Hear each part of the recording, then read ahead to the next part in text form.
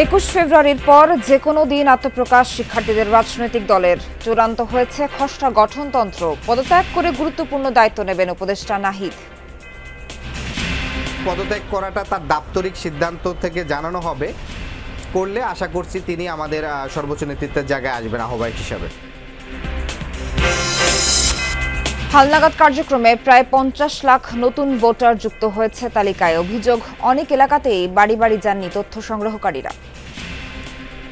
আমার চোখে পড়ে নাই, আমি পাইনি কাউকে। আসেনি, কিন্তু ওই জায়গায় যে বসছে আশেপাশের মানুষ থেকে জানতে পারছে। কিছু কিছু বাসায় গিয়েছে, কিছু কিছু যায় নাই।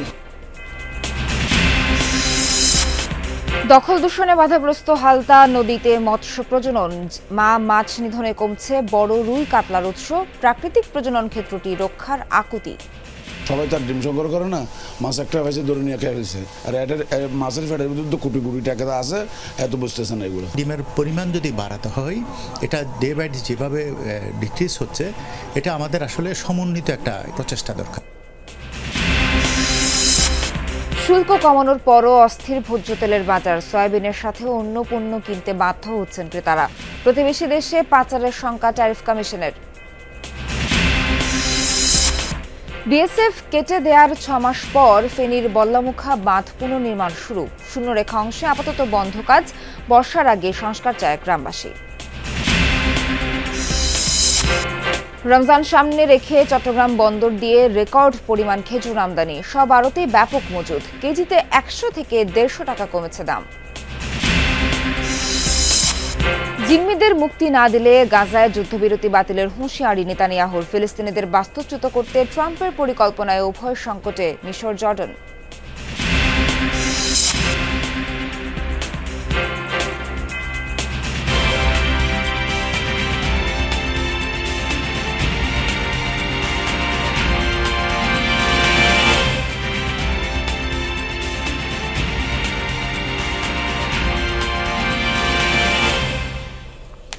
শুভ সকাল, স্বাগত সবাইকে। আমন্ত্রণ যমুনা নিউজে। এতক্ষণ শিরোনাম দেখছিলেন, পুরো খবর নিয়ে সঙ্গে আছি নাবিলা সোহার। সরকার থেকে পদত্যাগ করে জুলাই আন্দোলনে অগ্রণী ভূমিকা রাখাদের নতুন দলের অত্যন্ত গুরুত্বপূর্ণ দায়িত্ব নিতে যাচ্ছেন নাহিদ ইসলাম। শহীদ মিনার থেকে যার কণ্ঠে শোনা গিয়েছিল শেখ হাসিনা পতনের এক দফার ঘোষণা। এরই মধ্যে দলের গঠনতন্ত্রের খসড়া চূড়ান্ত হয়েছে। চলছে নাম ও প্রতীক বাছাইয়ের তৎপরতা। 21 ফেব্রুয়ারির পর যে কোনো দিন আত্মপ্রকাশ করবে নতুন রাজনৈতিক দল। এতে জানা যাবে কে কোন পদে থাকছেন। তানভীর মোর্শেদের ক্যামেরায় লামিয়া তিথির রিপোর্টে বিস্তারিত। জুলাই বিপ্লবে আওয়ামী লীগ সরকার পতনের আন্দোলনে নেতৃত্ব দিয়েছেন অকুতভয় ছাত্রনেতারা। তাদের নেতৃত্বেই আসছে মধ্যমপন্থী ধারার নতুন রাজনৈতিক দল, যারা নেতৃত্ব দিতে চান নতুন বাংলাদেশকে। তবে জুলাই গণ অভ্যুত্থানের সম্মুখ সারির ছাত্রনেতাদের বৈষম্য বিরোধী ছাত্র আন্দোলন ও জাতীয় নাগরিক কমিটির সমন্বয়ে হতে যাওয়া নতুন এ দলের নীতি নির্ধারণে থাকছেন কে বা কারা। জাতীয় নাগরিক কমিটির সামনের সারির নেতৃত্ব বলছে এক্ষেত্রে এগিয়ে আছেন নাহিদ ইসলাম। সরকার থেকে পদত্যাগ করলে, যেহেতু পদত্যাগ করাটা তার দাপ্তরিক সিদ্ধান্ত থেকে জানানো হবে, করলে আশা করছি তিনি আমাদের সর্বোচ্চ নেতৃত্বের জায়গায় আসবেন আহ্বায়ক হিসাবে। কে আসলে মূল দায়িত্বটা গ্রহণ করতে আগ্রহী হবেন এবং স্পিরিটটাও জুলাইয়ের যে আকাঙ্ক্ষা সেটাও বাস্তবায়ন হয়। নাহিদ ইসলামের অ্যাকসেপ্টেন্স, জনপ্রিয়তা, এটার ব্যাপারে কোনো ধরনের কোনো সন্দেহ নেই। যদি নতুন রাজনৈতিক দলে আসতে চান তাদের জন্য ওয়েলকাম, কিন্তু তাদেরকে অবশ্যই সরকারের পদ থেকে পদত্যাগ করে আসতে হবে। দলের দায়িত্ব নিতে যে কোনো সময় উপদেষ্টা পদ ছাড়ছেন নাহিদ। কাঠামো চূড়ান্ত হইলে সে সর্বোচ্চ নেতৃত্বের জায়গায় নীতি নির্ধারণী ফোরাম চিন্তা করছে। উপদেষ্টা পদত্যাগের তারিখ তো আসলে এটা উপদেষ্টা ঠিক করবেন, এটা আমরা সেভাবে বলতে পারছি না, যেহেতু তিনি সরকার একটি ক্যাবিনেটে আছেন এবং সেখানে অন্যান্য উপদেষ্টা এবং তাদের ক্যাবিনেটের সিদ্ধান্ত আছে, তার দপ্তর থেকে সেটি স্পেসিফিক তারিখ জানিয়ে দিবেন।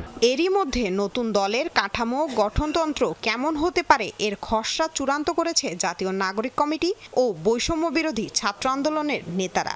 এরই মধ্যে অনলাইন অফলাইনে দলের কিছু নাম ও প্রতীকের প্রস্তাবও পেয়েছেন তারা।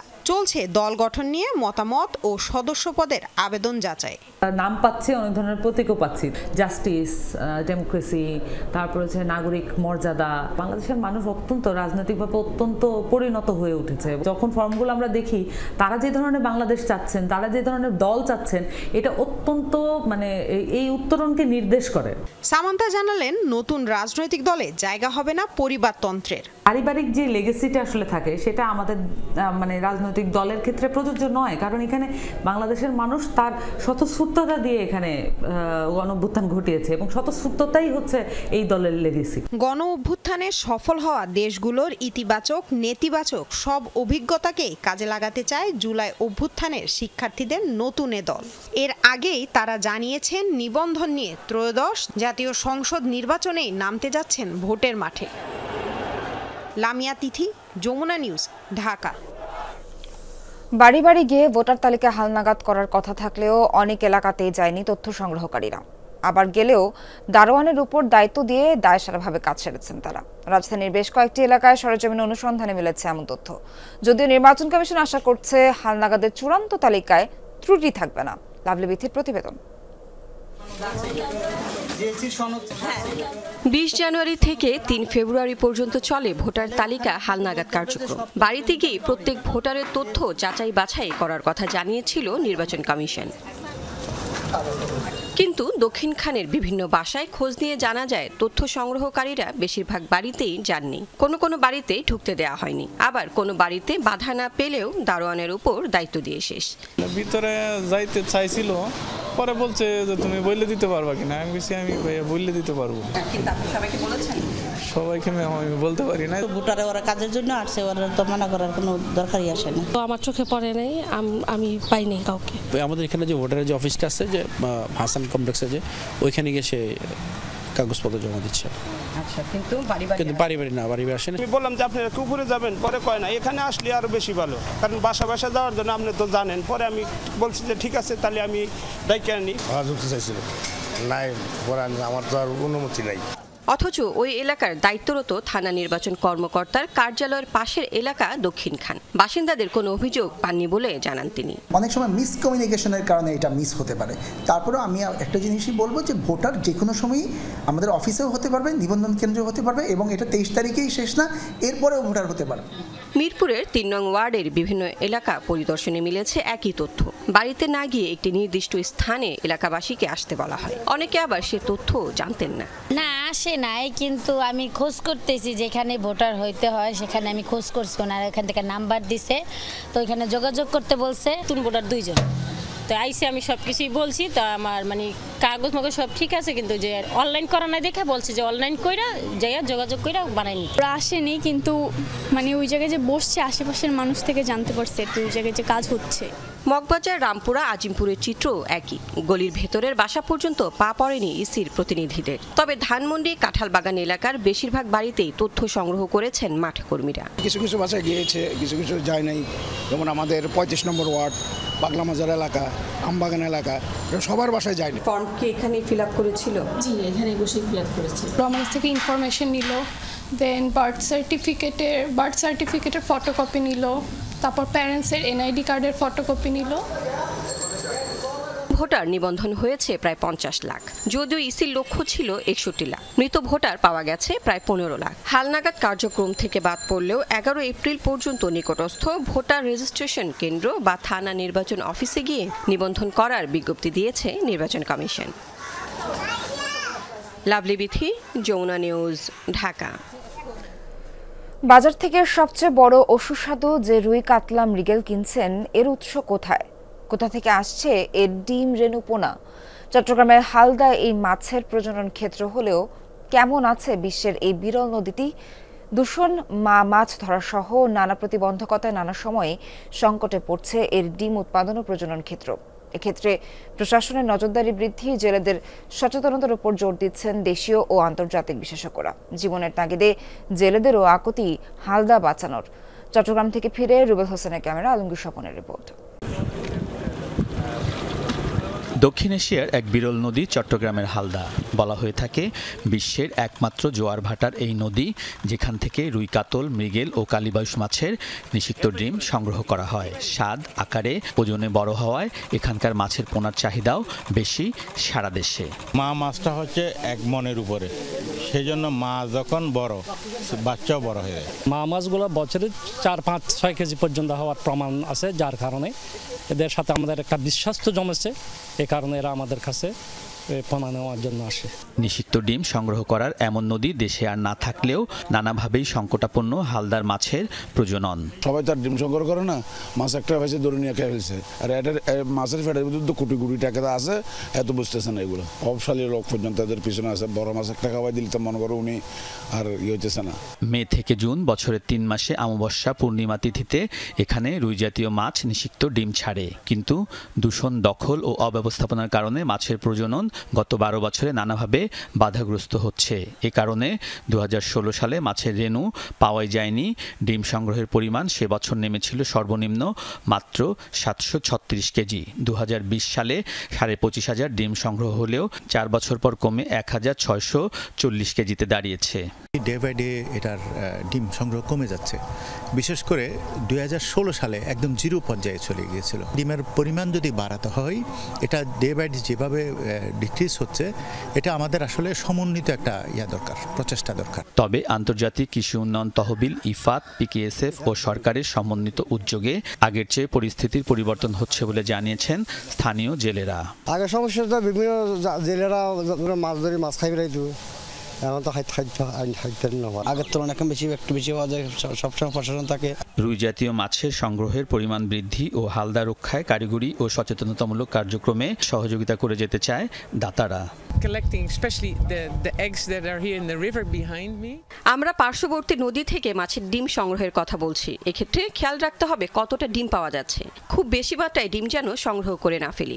ইফাত, পিকেএসএফ ও বাংলাদেশ সরকার এই নিয়ে কাজ করছে, সহায়তা করছে। আমাদের কাজ এখানে 1 সপ্তাহের জন্য নয়, আমরা এখানে কাজ করে যাচ্ছি এবং ভবিষ্যতেও করে যাব।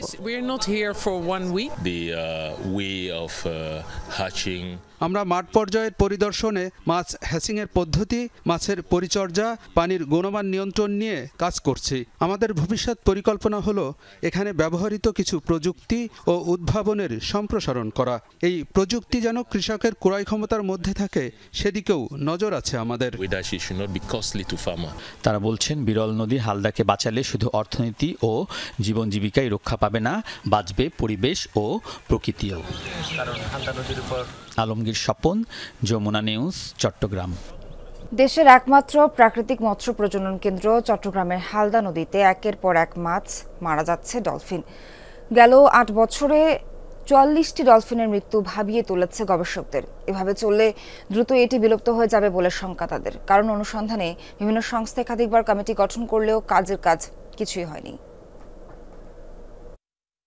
4 ফুট দৈর্ঘ্য ও 11.8 কেজি ওজনের গাঙ্গেয় প্রজাতির মৃত ডলফিনটি গত বুধবার ভেসে ওঠে রাউজানে আইডিএফ হালদা গবেষণা ও প্রশিক্ষণ কেন্দ্রের পাশে সিপাইঘাটে।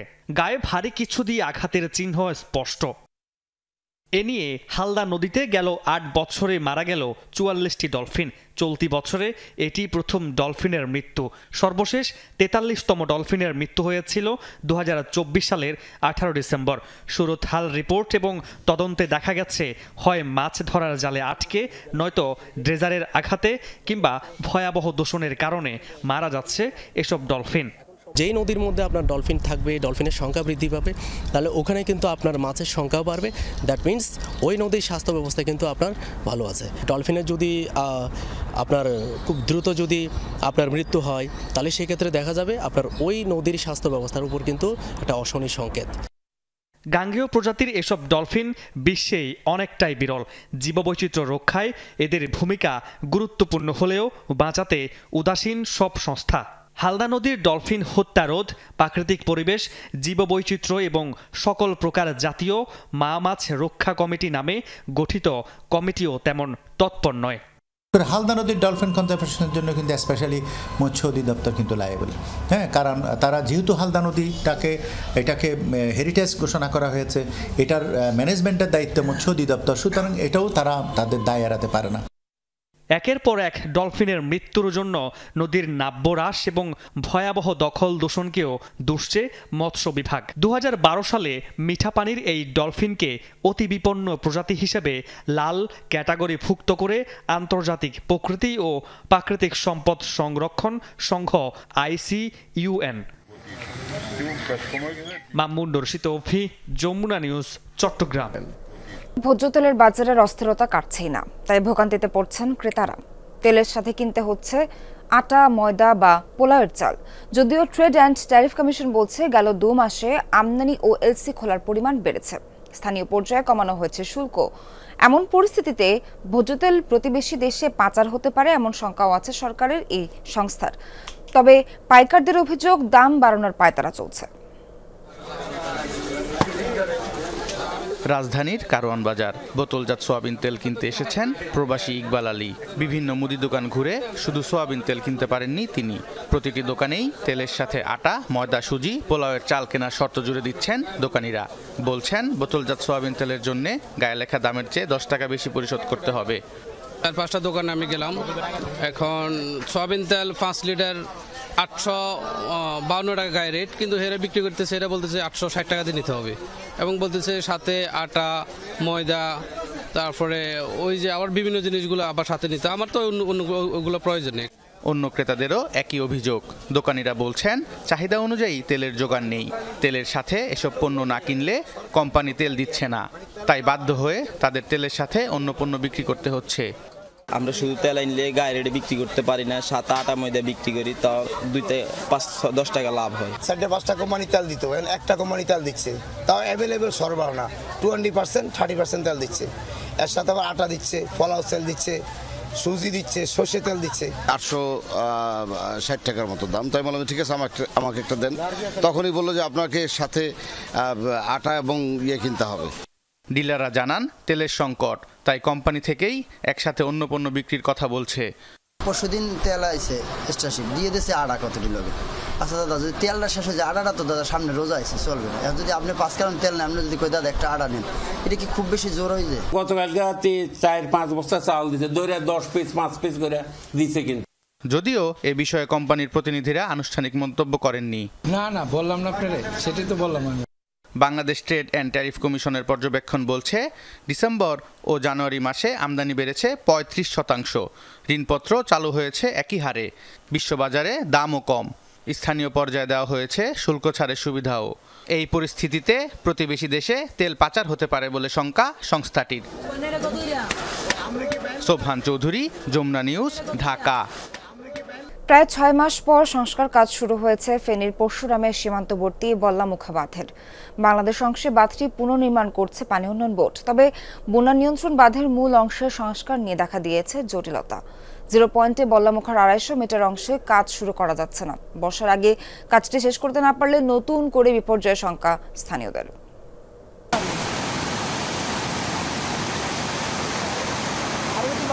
গত বছর পাহাড়ি ঢলে ভারতের ত্রিপুরা রাজ্যের বিলোনিয়া শহর প্লাবিত হয়। নিজ শহর বাঁচাতে সীমান্তবর্তী বল্লামুখায় বাঁধ কেটে দেয় বিএসএফ। এতে প্লাবিত হয় ফেনী সহ কয়েক জেলা। দেরিতে হলেও সেই বাঁধ সংস্কার শুরু হয়েছে। বেড়িবাঁধের 70 মিটার অংশ সহ বিভিন্ন স্থানে কাজ করছে পানি উন্নয়ন বোর্ড। এখন সমস্যা হচ্ছে যে বেড়িবাঁধ সংস্কারের কাজের জন্য বিএসএফ বাধা দিয়েছে। আমাদের বিজিবি ভাইদের উপস্থিতিতে ইনশাল্লাহ পুনর্নির্মাণ কাজ চলতেছে। বস্তা দিব, এই সাইডে বস্তা দিব, ওই পাশে বলক টলক দিয়ে যেভাবে মজবুত এইভাবে করতে। বিএসএফে বাধা দিয়েছিল এখানে বাঁধতে, ঠিক আছে, মানে আমাদের বাংলাদেশের বিজিবি ভাইয়েরা থাকার কারণে মানে এটা একটু ভালো দিকে হয়েছে। এখন মজবুত করে করলে ইনশাল্লাহ টিকবো, বুঝেন না? এটা তো আর বালু দিয়ে বস্তা দিয়ে বদি হেভি করে সোরা করে বাঁধে টিকবো ইনশাল্লাহ। নিয়মের ভিতরে কিছু জায়গা ওই যে 150 গজের ভিতরে পরে সেইটা ওদের সাথে আলোচনা সাপেক্ষে বা আমাদের সাপেক্ষে এটা কাজ, এতটুকুই। এত বাধা দেওয়ার কিছু ছিল না। 2024-এ যে ভয়াবহ বন্যা হয়েছিল, সে বন্যার পানি ঢুকার মূল কেন্দ্রবিন্দু হচ্ছে এটি। এখন এখানে চলছে সংস্কার কাজ।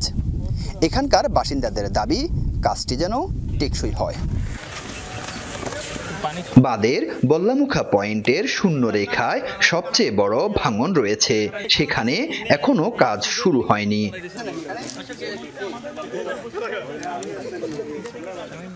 বল্লামুখের যে মূল ভাঙ্গন, এই ভাঙ্গনটা কিন্তু এটা এখনো এটার কাজ শুরু না করে বাকি যে দুইটার কাজ শুরু করা হয়েছে। তবে সবচেয়ে ঝুঁকিপূর্ণ হচ্ছে যে এই ভাঙ্গন। এখনো আমরা আসলে ঝুঁকি অবস্থায় আছি। প্রত্যেকবার বন্যার সময় ইন্ডিয়ার দিকে পানি উঠার আশঙ্কা থাকলে বাংলাদেশের দিকে কাইটা দেয়, আর এটা আমরা বাঁধতে চাইতেছি, আমাদেরকেও বাঁধতে দিচ্ছে না আর কি। বার্তা এইভাবে ব্যাঙ্গে এইভাবে থাকে তাহলে ভবিষ্যতেও আমরা সব সময় আমরা এইভাবে এই বন্যার কবলিত হয়ে আমরা মৃত্যুমুখে পতিত হতে হবে।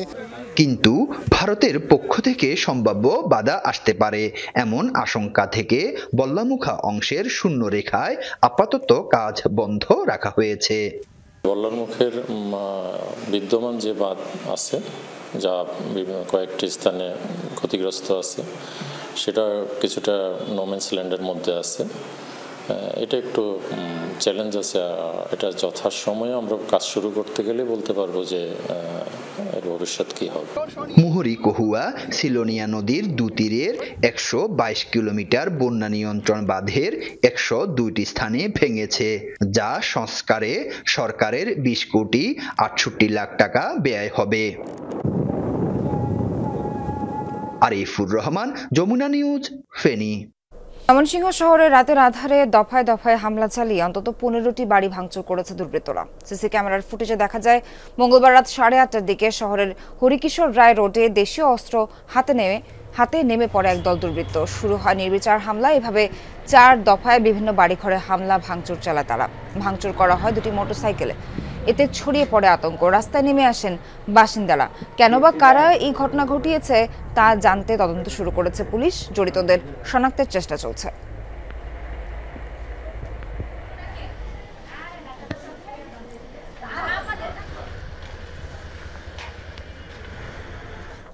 পটুয়াখালীতে মোবাইলের টাকা রিচার্জের দোকান থেকে ইব্রাহিম নামের এক কলেজ শিক্ষার্থীকে তুলে নিয়ে কুপিয়ে জখম করেছে দুর্বৃত্তরা।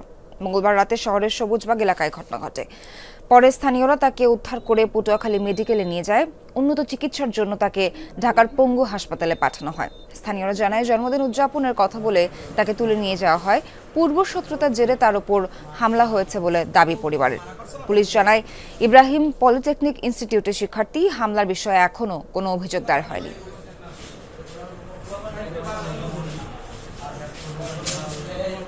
বান্দরবানের ঘুমধুমে স্থলবন্দর নির্মাণের পরিকল্পনা করছে সরকার, জানিয়েছেন নৌপরিবহন উপদেষ্টা এম সাখাওয়াত হোসেন। সম্ভাব্য স্থান পরিদর্শন করে তিনি জানিয়েছেন মিয়ানমারের রাখাইন রাজ্যের সাথে নৌপথের চেয়ে স্থলপথ সুবিধাজনক। এমন পদক্ষেপে খুশি সীমান্তের সাধারণ মানুষ। নাইক্ষুনছড়ির ঘুমধুমে স্থলবন্দর নির্মাণের সম্ভাব্য স্থান পরিদর্শন করেন নৌপরিবহন মন্ত্রণালয়ের উপদেষ্টা এম সাখাওয়াত হোসেন।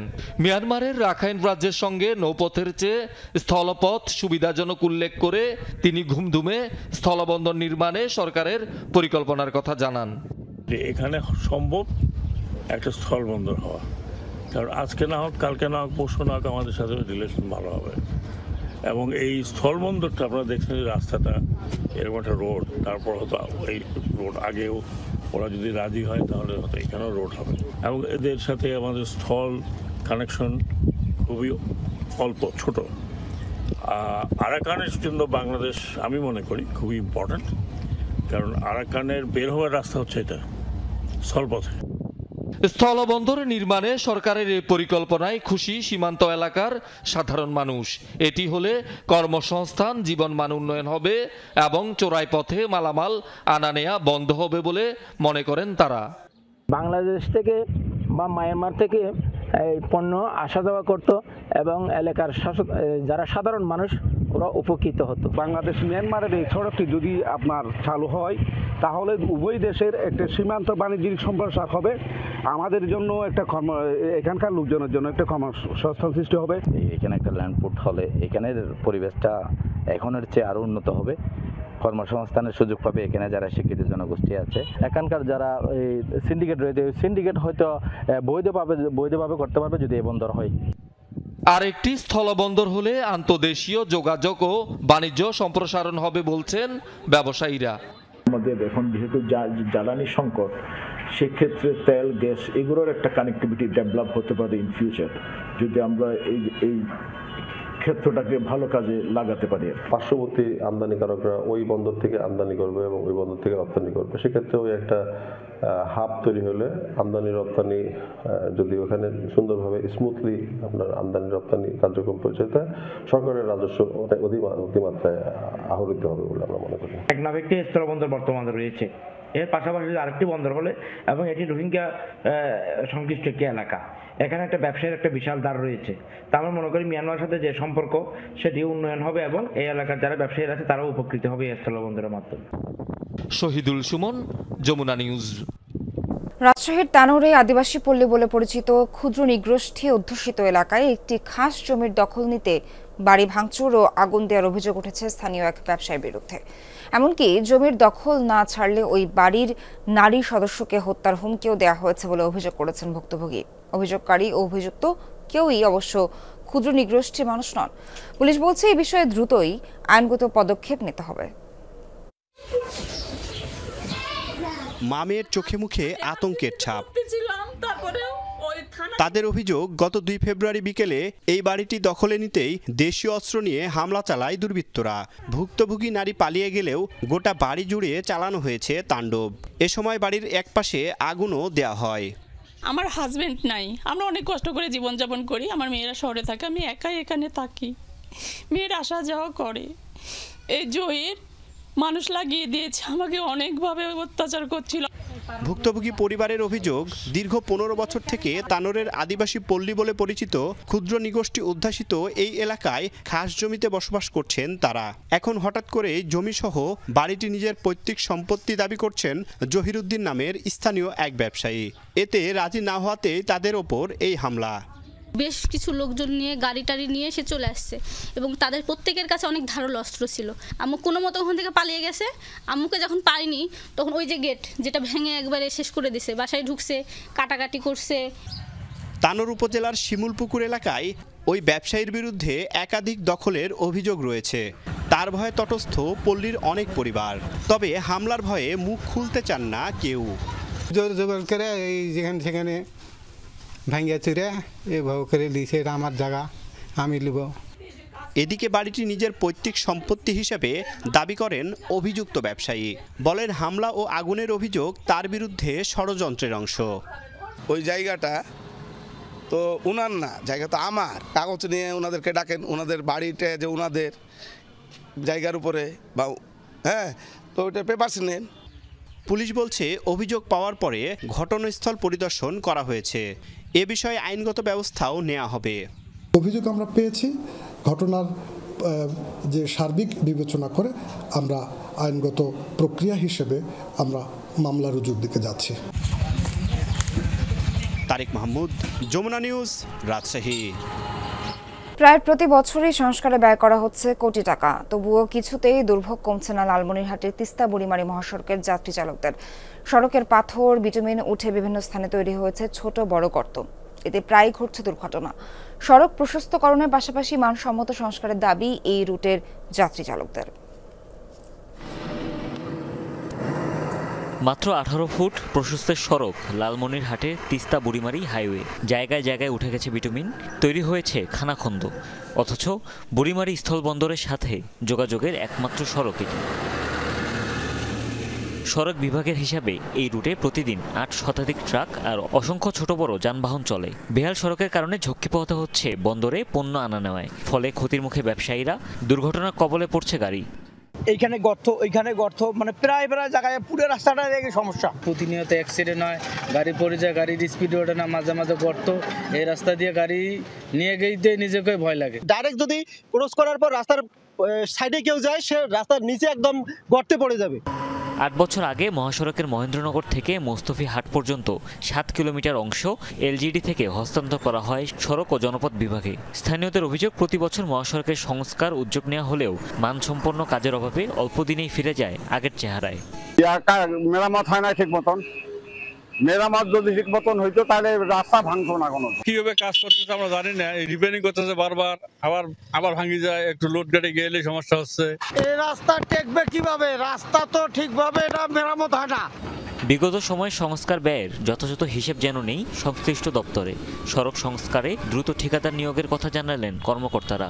আমি আসার পরে ওখানে একটা ডিজিট পেমেন্ট ওয়ার্ক হয়েছে 49 লাখ টাকা। আমার আসার আগে যে তথ্যগুলা সেগুলো আমার দপ্তরে ওইভাবে নাই। এই সড়কের কোনো উন্নয়নমূলক কাজ আমার আমলে হয় নাই, তবে সম্প্রতি এই কাজের পিএমপির আওতায় এটা টেন্ডার হয়েছে। সড়ক প্রশস্তকরণের পাশাপাশি মানসম্মত সংস্কারের দাবি যাত্রী চালকদের। হুমায়ুন রশিদ, যমুনা নিউজ।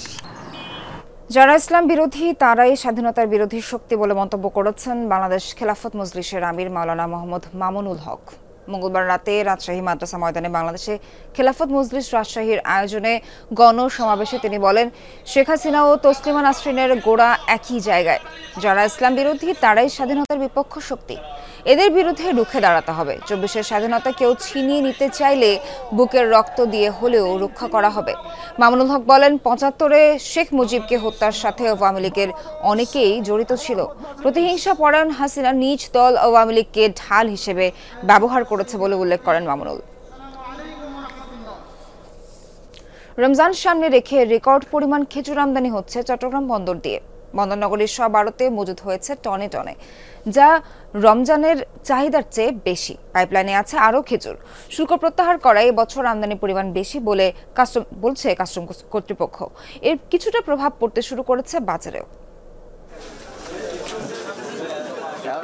দেশে পুরো বছরে খেজুরের চাহিদা 1 থেকে 1.5 লাখ টন, আর শুধু রমজানের এক মাসেই চাহিদা 50 থেকে 60,000 টন।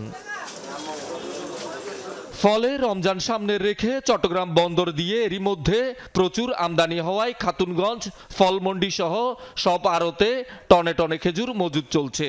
খালাসের অপেক্ষায় এবং পাইপলাইনে আছে আরও।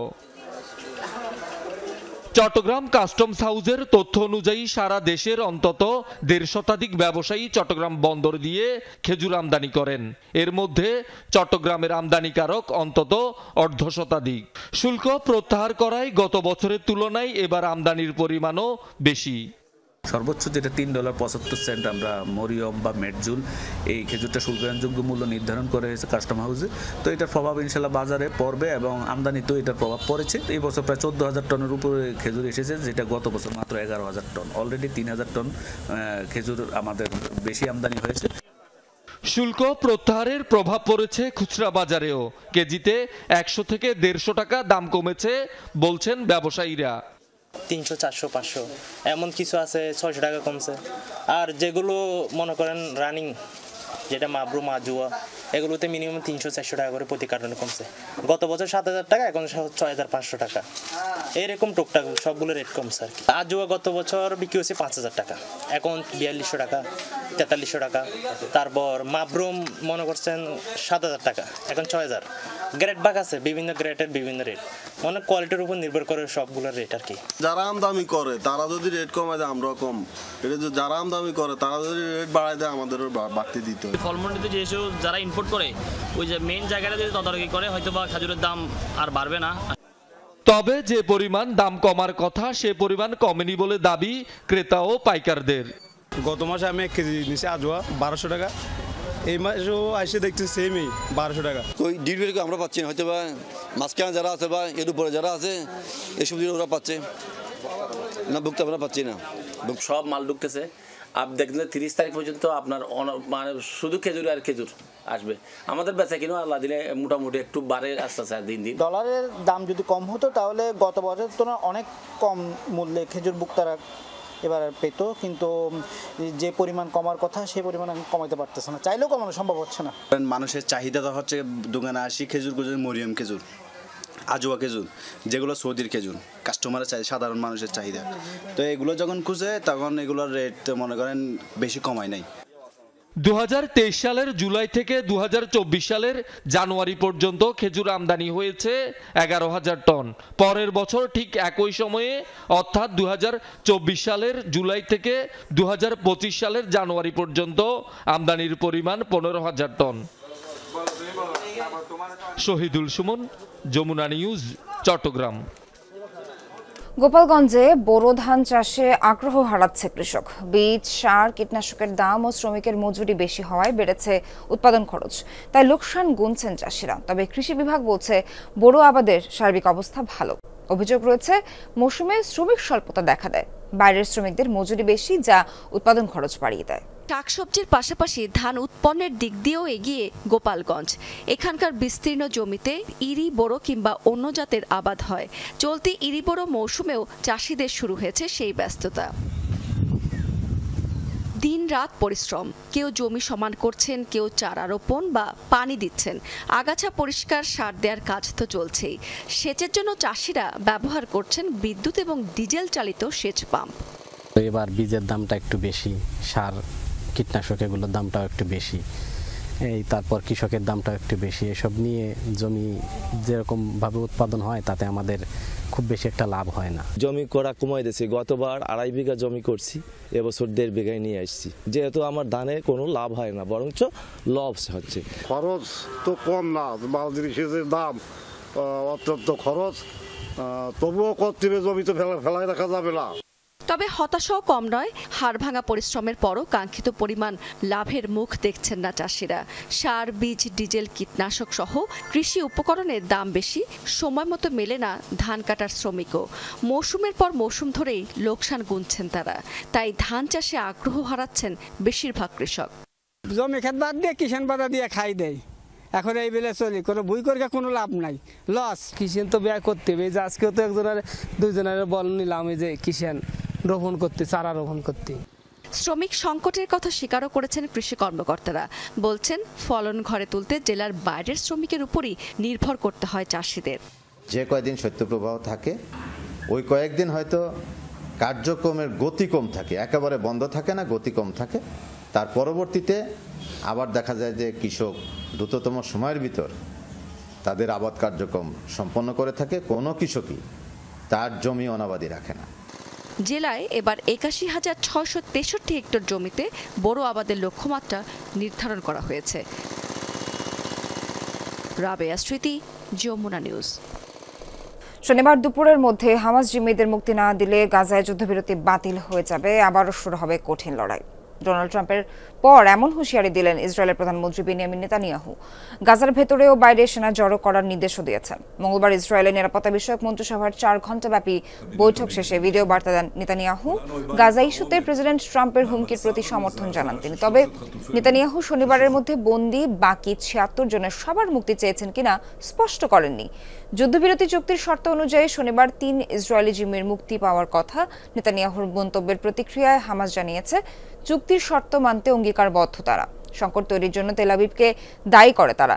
এর আগে যুদ্ধবিরতির শর্ত ভঙ্গের অভিযোগে জিম্মি মুক্তি স্থগিতের হুমকি দেয় হামাস। এবার যেন উভয় সংকটে মিশর ও জর্ডান। ফিলিস্তিনিদের বাস্তুচ্যুত করে এই দুই দেশে পাঠাতে চান ডোনাল্ড ট্রাম্প। যুক্তরাষ্ট্রের কাছ থেকে প্রতি বছর বিলিয়ন বিলিয়ন ডলার সহায়তা পাওয়া দেশ দুটির ওপর চাপ প্রয়োগের ইঙ্গিতও দিয়েছেন তিনি। এদিকে আবার মার্কিন প্রেসিডেন্টের কাছে নতি স্বীকার করলে আরব বিশ্বে তোপের মুখে পড়তে হবে তাদের। যদিও মিশর ও জর্ডানের সাধারণ মানুষ বলছেন ট্রাম্পকে মোকাবেলায় যে কোনো পদক্ষেপ নিতে প্রস্তুত তারা।